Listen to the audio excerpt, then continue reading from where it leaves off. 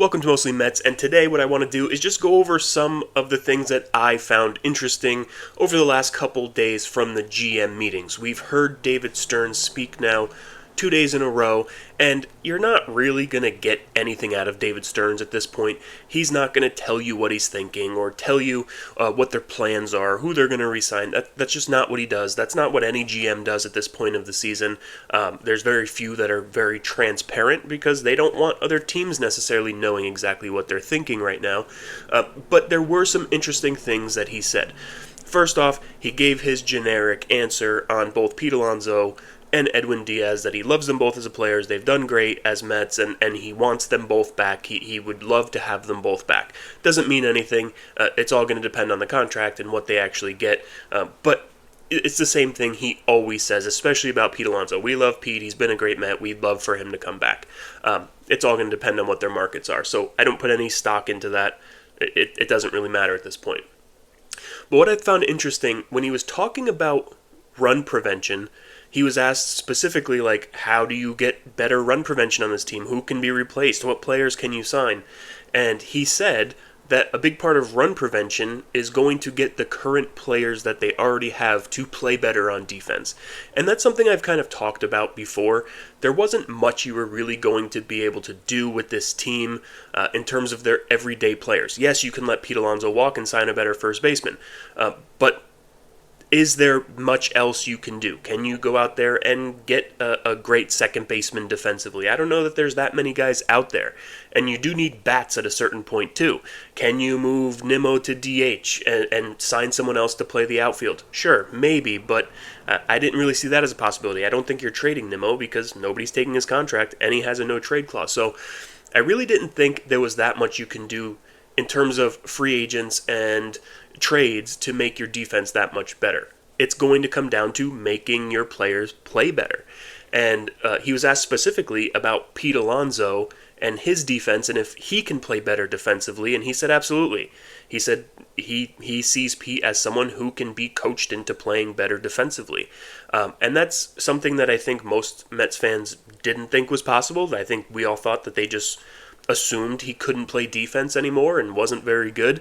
And he was specifically asked, why do you think that? And he said, well, we've seen it in the past. He's played well at certain points in the past, and he works hard defensively, so we don't see why he couldn't be better. And I think a lot of this has to do with why the Mets changed the entire coaching staff. I think they went out and got Kai Correa to be their bench coach, and he was talked about in this press conference. I think it was the first question they talked about, the coaching changes. And Kai Correa is known throughout the industry as one of the best defensive coaches in the league. If you look at his numbers, I don't have them right in front of me right now, but I remember when I did the video, when they signed him, he is one of the better coaches in the league, the Cleveland Guardians were one of the better teams with getting outs by positioning.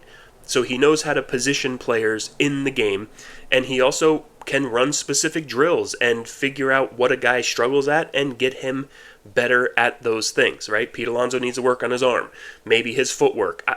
I don't know. I'm not the coach, but Kai Correa is, and he's a guy who knows how to get the best out of players defensively. So that's why he's here as the bench coach, because that's their biggest need right now. He also spoke about having the conversation with Soto on his defense and that he thinks Soto can be much better defensively. Also Nimmo. He thinks Nimmo could be much better defensively, and Soto is working on that this offseason. They've had that conversation, and that's what his workout routine is this offseason. He's going to be working on defense. We know he can hit. We know he's fine there. If he could become better defensively, we'll see.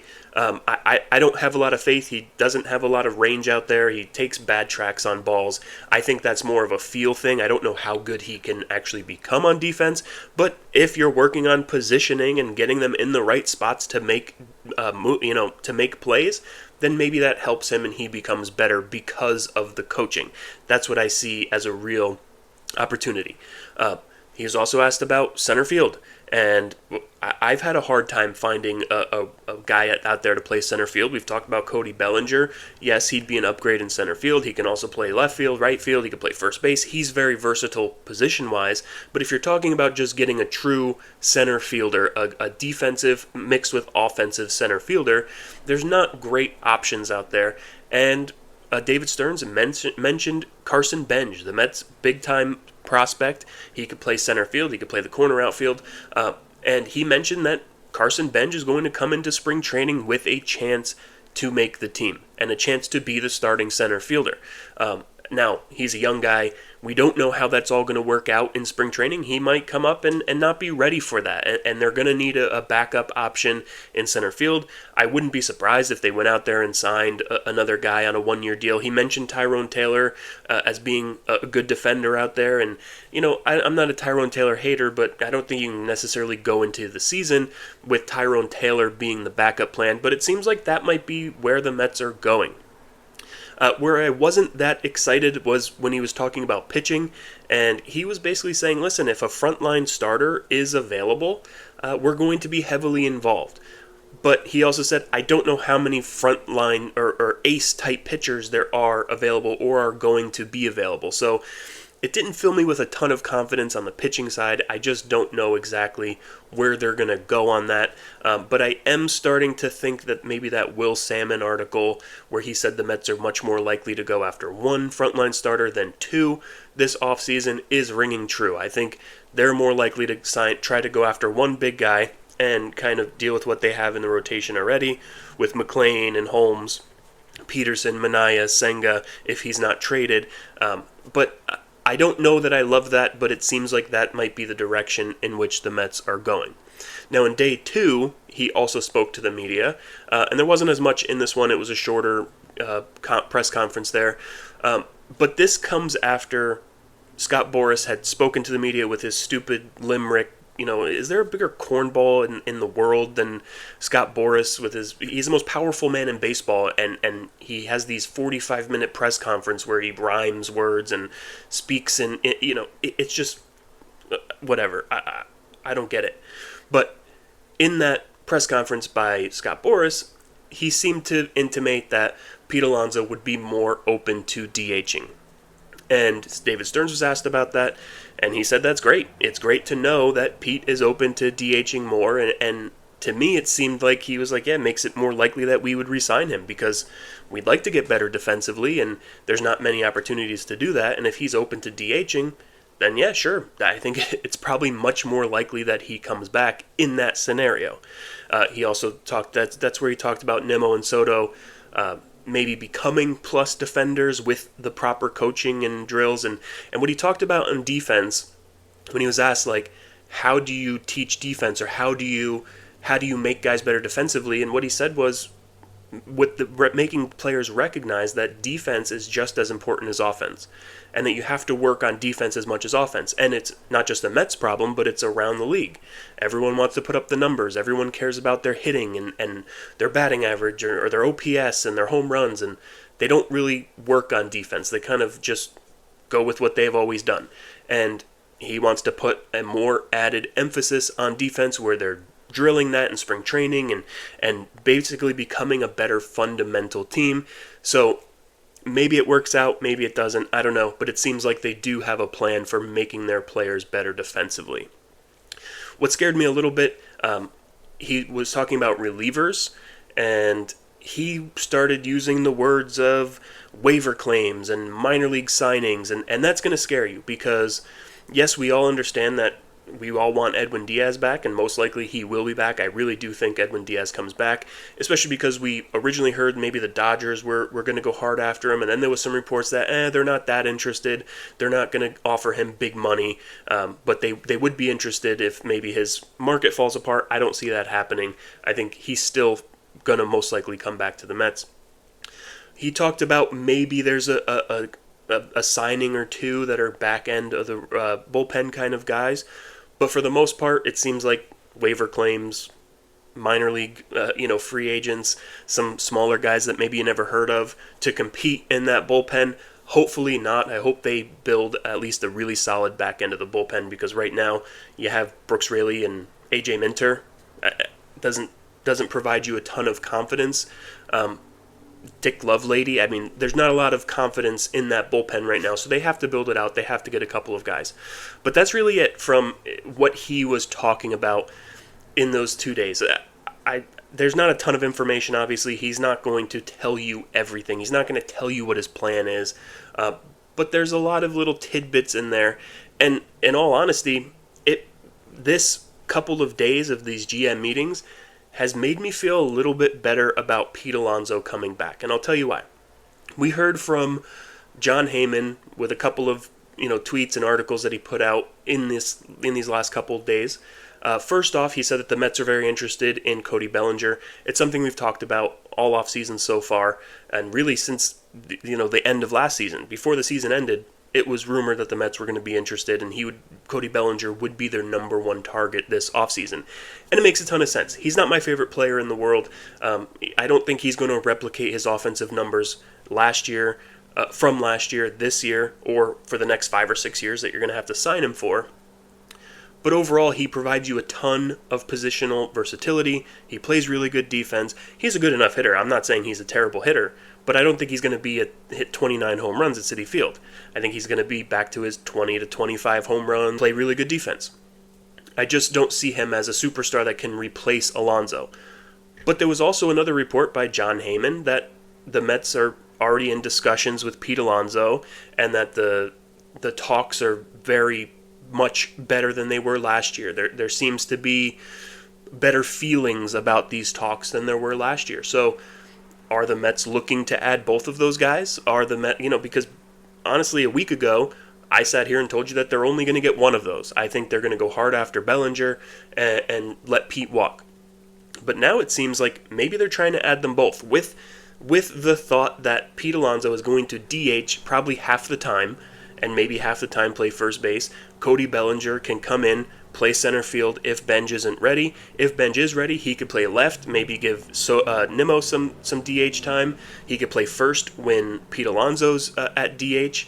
I think that's going to be a really good plan. And I don't love Bellinger as a replacement for Pete Alonso, but I do love Bellinger in addition to Pete Alonso. You're talking about a really solid 1 through 5 if you add both of those players.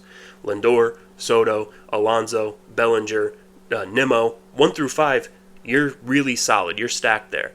And then we know 6 through 9, it might be a little bit rough depending on how Benj does. Can Beatty repeat what he did last year? Who's going to play second base in that position? Is it still going to be McNeil? Are you going to let Acuna play? Are you going to wait for Jet Williams and let Mauricio and Acuna kind of split time at second until Jet Williams comes up? Alvarez, we don't know necessarily what you're going to get out of him. Is he going to be healthy? Is he going to return to what he was? So there's question marks, 6 through 9, but that 1 through 5 is about as solid as you can get.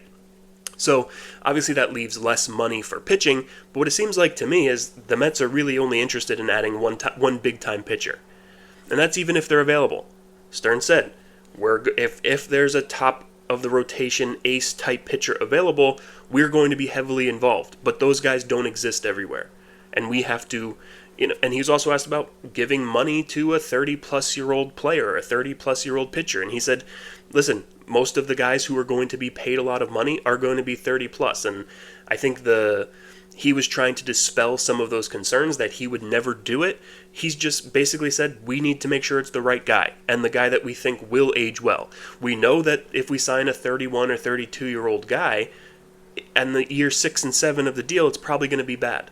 But if we can get 3 or 4 solid years out of that contract, then it's probably a success. And I think that's the right attitude to have going into this offseason, where you need to make changes and you need to add to this team. But overall, I'm just not that confident that they're really targeting anyone specifically right now. I don't think Skubal's available. Skeens isn't available. Who are you going to for that front of the rotation starter? I don't know who it is. I don't think it's Cease. I don't think it's Framber Valdez in terms of free agents. I don't think it's Ranger Suarez. I don't know where that's coming from. But we'll have to see how this all works out. Overall, it doesn't tell you much here. This is just my quick thoughts on some of the preliminary statements going into the offseason. I think we'll find out more early December. That's when things start to happen. December, January is when the big signings really happen. And also, I just want to be clear, I don't think the Mets really signed Bellinger, and I think that's because he returns back to the Yankees. I don't think this is the same as Juan Soto last year, where he was going to go to whoever paid him the most. The Yankee fans thought last year, hey, Soto's not going anywhere. He loves being a Yankee. Well, he did, but he loved money more. And Steve Cohen was never going to be outbid. I think Cody Bellinger wants to be a Yankee. I think he really enjoyed his time there. Now, he's represented by Scott Boras, so he's also going to go to whoever pays him the most. But I don't think the Yankees are going to let Bellinger walk to the Mets for the second year in a row, losing one of their big-time free agents to their crosstown rival. I just don't think it's going to happen unless the Yankees go out there and decide that they want to go with their young players, let Dominguez play center field and Spencer Jones comes up and plays left or whatever, or they get really enthralled with Kyle Tucker. That's the only thing that I think they could let Bellinger walk, is if Kyle Tucker gets on their radar and they decide he's a player that they covet and they go out and get him. Then I think maybe Cody Bellinger comes to the Mets. Other than that, I don't think Bellinger's really that much of an option. I think the Mets really want him, and I think he wouldn't be against playing for the Mets, but I think he'd rather return to the Yankees, and if the contract is close, he's going to end up back. Hopefully I'm wrong there, because hey, if you could bring back Alonso and sign Bellinger, this offense would be really dangerous, and I would love to see it. Pete DHing a lot more. It's just such a perfect fit, because it fixes a lot of the issues. You can kind of have Nimmo as your left-handed DH, Alonso as your right-handed DH, and on the days that they're not DHing, they move over and play the position, and Cody Bellinger fills in at both of those when they're DHing. I just think it's a great fit.